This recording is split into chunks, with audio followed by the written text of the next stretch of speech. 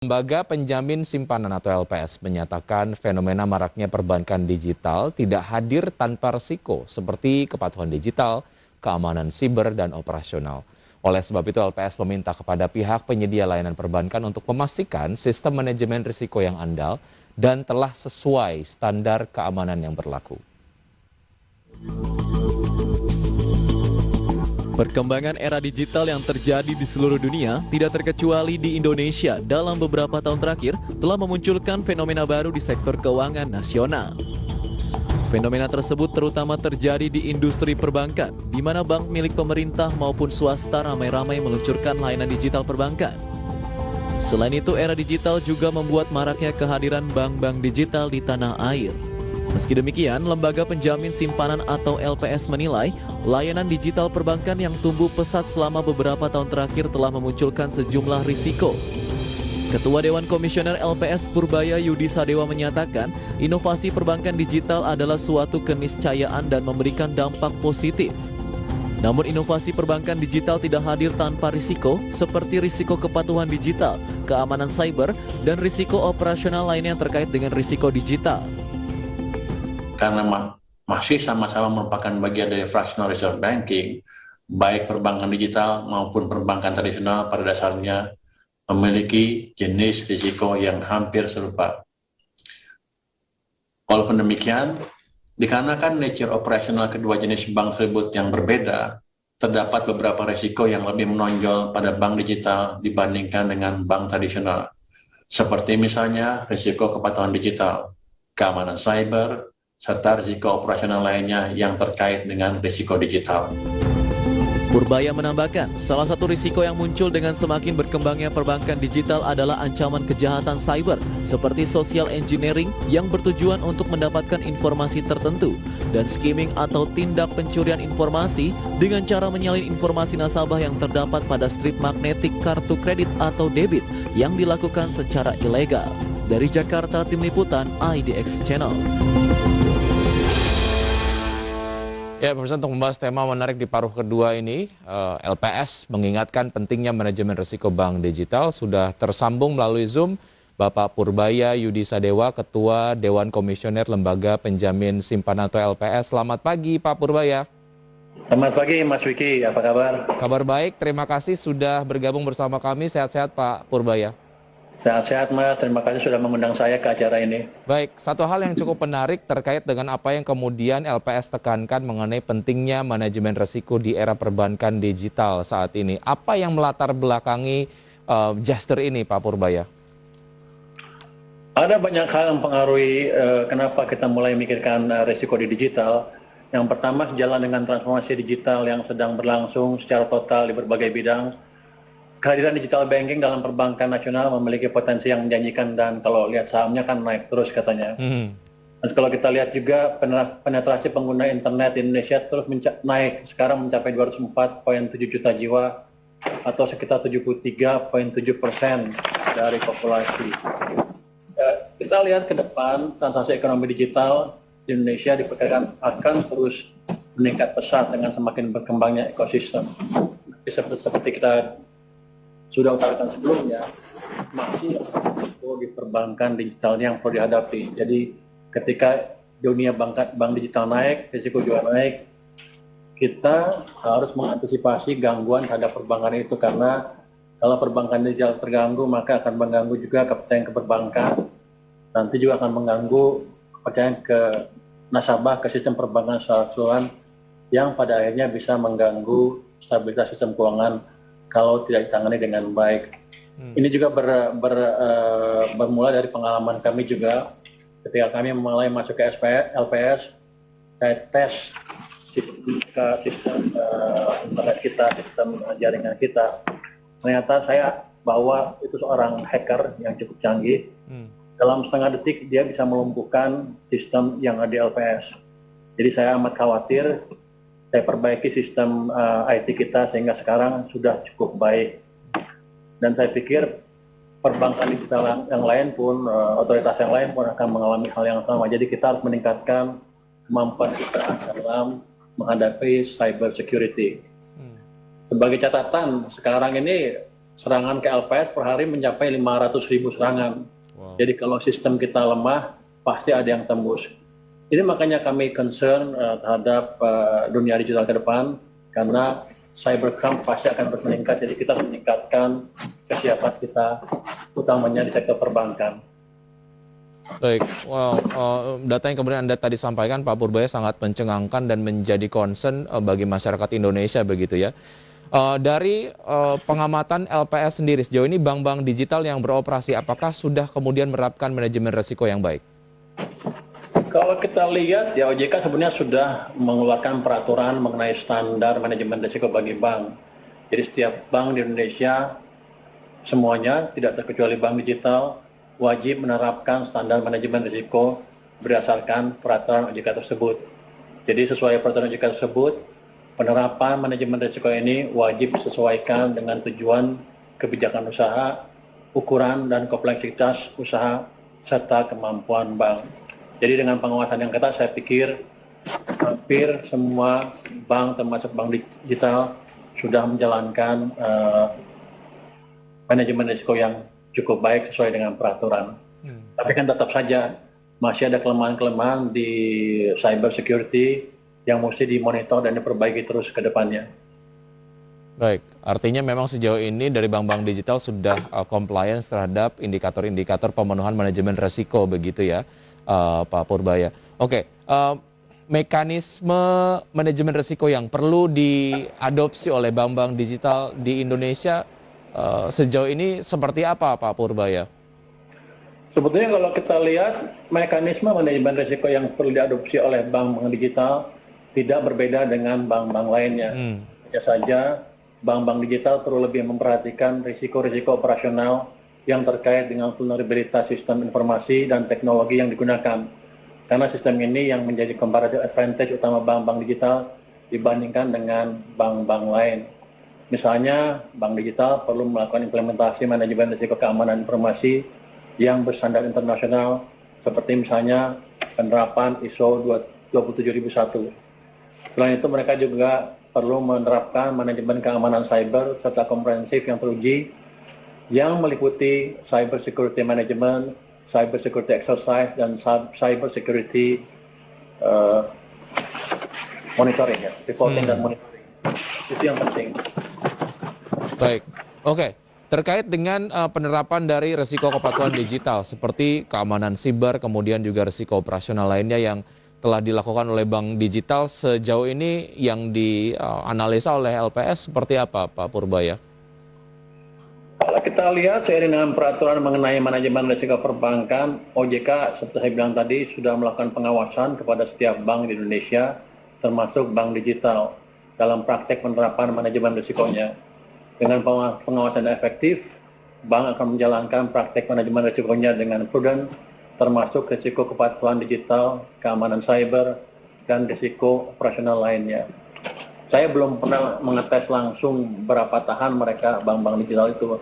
Tapi kalau saya lihat, saya tes pinjol-pinjol atau fintech yang lain, sepertinya masih banyak yang perlu diperbaiki. Saya tes 20 fintech, mungkin yang hanya lolos betul-betul dari semua tes yang kita terapkan mungkin hanya 3 atau 4 perusahaan. Jadi sepertinya untuk fintech kita mesti memperbaiki diri lagi ke depan. Baik, memang dari faktor pengawasan sendiri ini menjadi hal yang memang sangat-sangat penting agar kemudian compliance terhadap manajemen risiko sendiri ini betul-betul diterapkan begitu ya Pak Purbaya. Baik, terkait dengan ancaman kejahatan siber seperti social engineering dan praktek skimming, sejauh ini apakah masih menjadi satu hal yang memang cukup menakutkan lah ataupun mungkin mengkhawatirkan lah di industri perbankan digital Pak Purbaya? Ini ancaman ini amat mengkhawatirkan kalau kita tidak siap. Tapi dengan pengawasan yang baik tadi, harusnya kita bisa kurangi dampaknya ke sistem perbankan kita. Kalau kita lihat modus kejahatan cyber semakin beragam, khususnya selama pandemi ini, karena orang mungkin nggak banyak kerjaan, jadi banyak isunya. Menurut jurnal, mereka, salah satu jurnal yang saya baca, mereka menemukan bukti yang kuat bahwa risiko kejahatan cyber mengalami peningkatan terutama saat pandemi, di mana masyarakat semakin meningkat ketergantungannya pada internet untuk melakukan pekerjaan di berbagai transaksi keuangannya. Jadi menurut penelitian tersebut ya memang ancaman ini semakin besar karena banyak orang yang nganggur, mungkin juga sebagian iseng jadi hacker untuk cari uang lebih. Tapi yang penting fokusnya adalah kita mesti aware dan jaga terus keamanan sistem cyber dari individual bank maupun dari sistem di level nasional secara komprehensif. Baik, Anda tadi sampaikan bahwa memang ada upaya proaktif dari LPS sendiri untuk membentengi LPS dari serangan hacker lah yang Anda tadi sampaikan 500.000 serangan setiap hari. Tapi kalau bicara konteksnya adalah mengenai dari manajemen bank digital sendiri untuk menghindari ancaman-ancaman kejahatan siber, apa yang bisa dilakukan Pak Purbaya? Yang pertama dan utama, bank digital perlu menjalankan manajemen risiko yang prudent, andal dan diuji secara berkala sesuai dengan ketentuan yang berlaku. Jadi udah punya manajemen pun kalau nggak diuji, biasanya suka ada penemuan baru dari si hacker sehingga bisa membobol sistem kita. Jadi itu harus diperbaiki terus dari waktu ke waktu. Selain itu, manajemen bank juga perlu terus melakukan upaya edukasi dan sosialisasi kepada masyarakat pada umumnya dan nasabah pada khususnya untuk meningkatkan awareness masyarakat terhadap berbagai modus kejahatan cyber. Utamanya juga manajemen mesti mensosialisasikan ini kepada pegawai bank karena walaupun sistemnya canggih, kalau pegawainya nggak hati-hati bisa aja kebocoran berasal dari dalam karena disengaja maupun tidak disengaja. Baik. Oke, terkait dengan tren digitalisasi yang kemudian terus bergulir lah sampai dengan hari ini, Pak Purbaya, apakah LPS kemudian melihat bahwa kejahatan siber ini perlu mendapatkan perhatian lebih, terutama kepada pihak penyedia layanan perbankan? Saya pikir ya, ini adalah ancaman serius kalau kita tidak bisa menjaga keamanan sistem jaringan kita dari serangan para hacker atau orang yang iseng. Nah, ini bisa mengganggu kredibilitas terhadap perbankan tersebut, terhadap sistem perbankan secara nasional, dan terhadap stabilitas sistem keuangan kita secara keseluruhan. Jadi ini akan kita perhatikan secara serius ke depannya. Oke, baik. Terkait dengan nasabah selaku pengguna juga ini perlu memang mengetahui berbagai macam modus kejahatan siber agar selalu waspada dalam transaksi secara digital.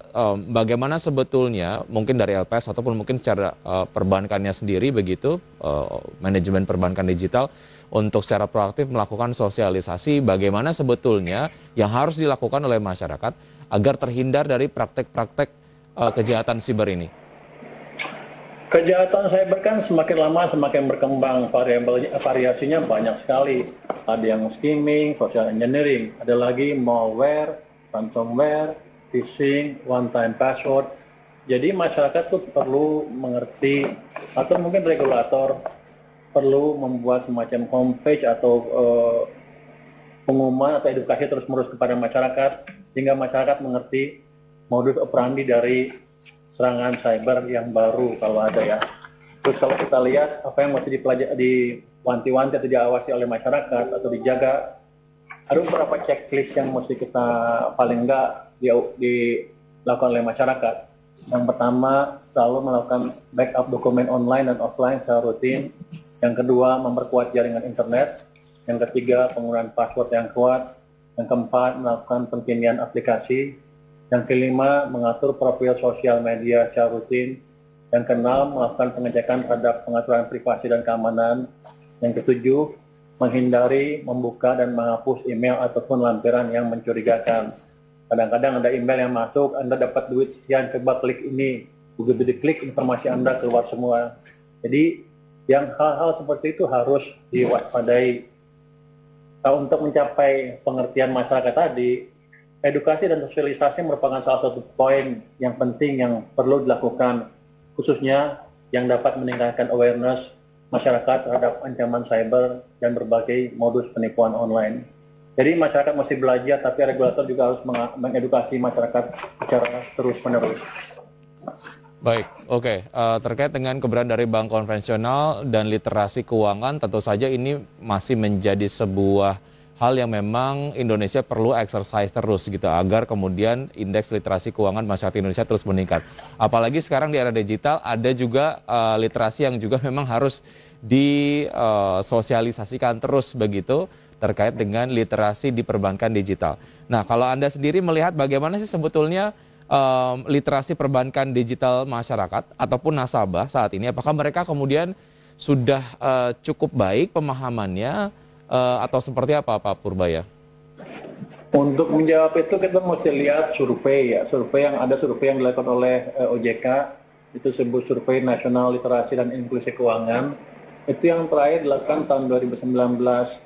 Itu menunjukkan indeks literasi keuangan mencapai 38%. Dan indeks inklusi keuangan mencapai 76,19%. Ini udah naik dibanding tahun 2016, itu 29,7% untuk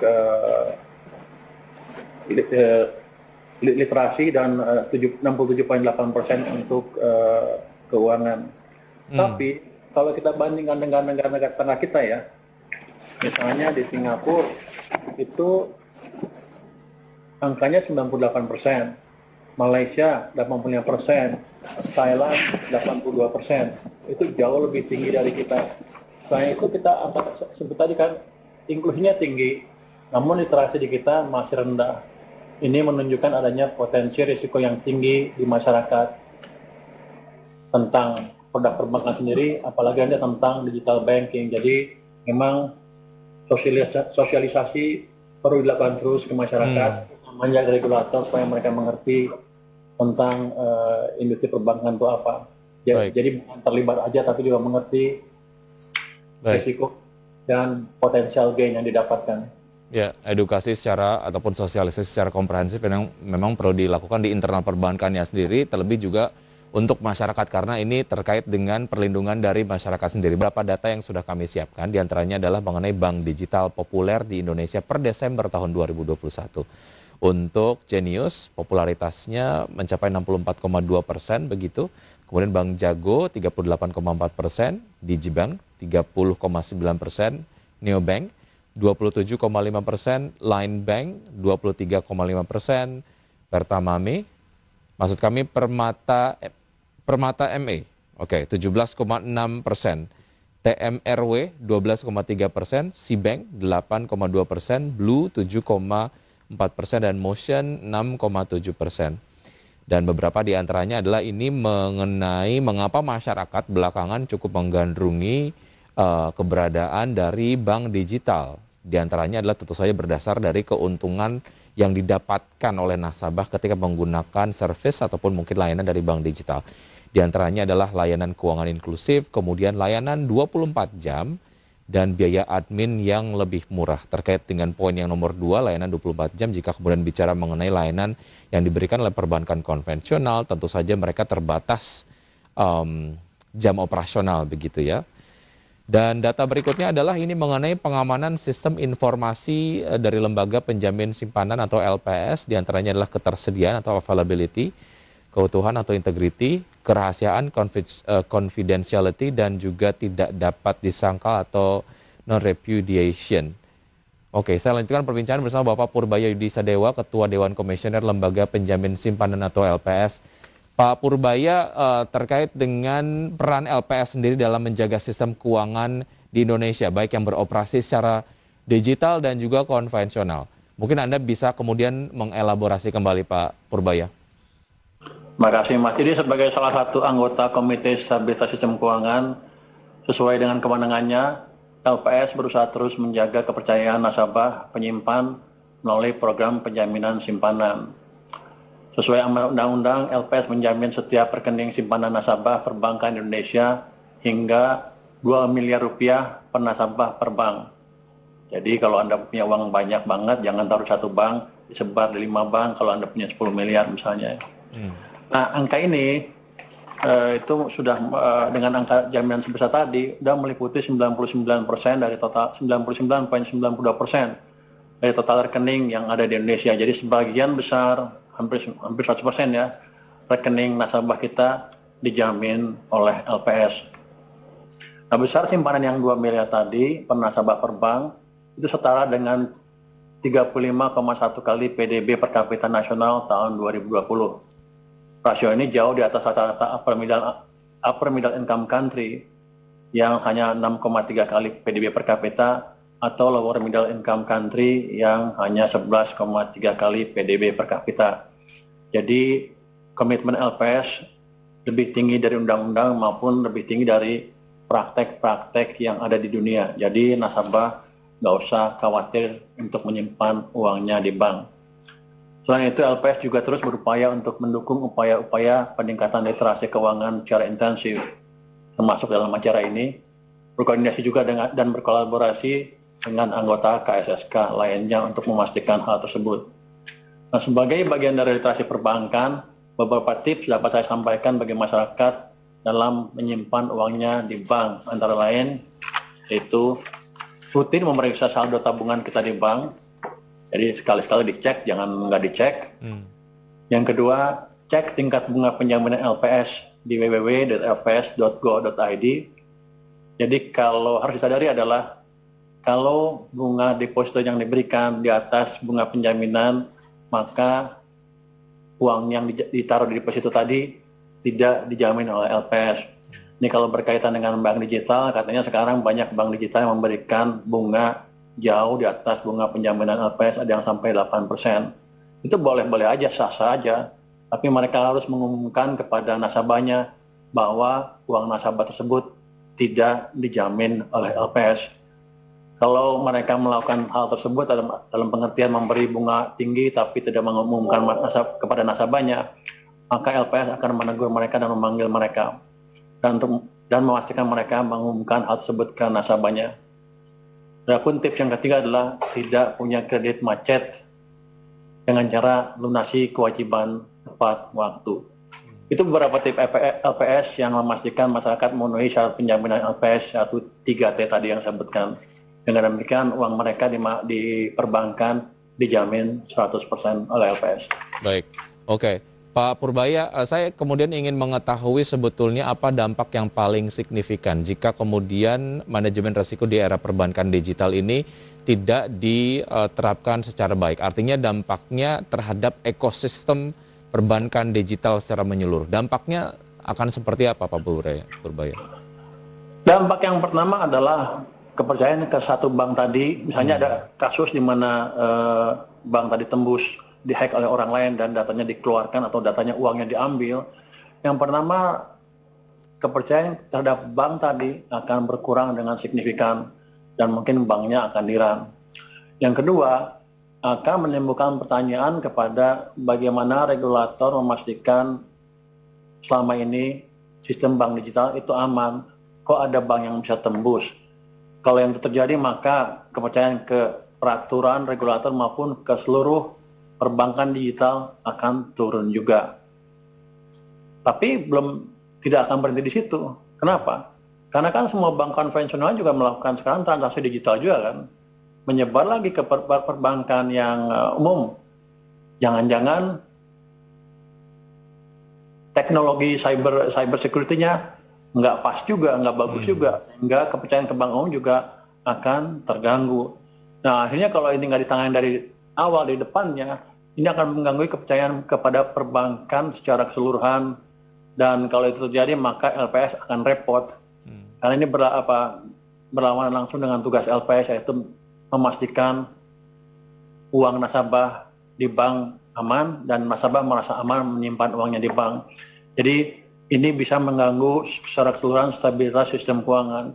Jadi digitalisasi itu bagus, tapi kita harus pastikan keamanannya juga berjalan dengan baik. Seluruh peraturan yang diterapkan oleh OJK maupun lembaga lain harus dijalankan dengan serius.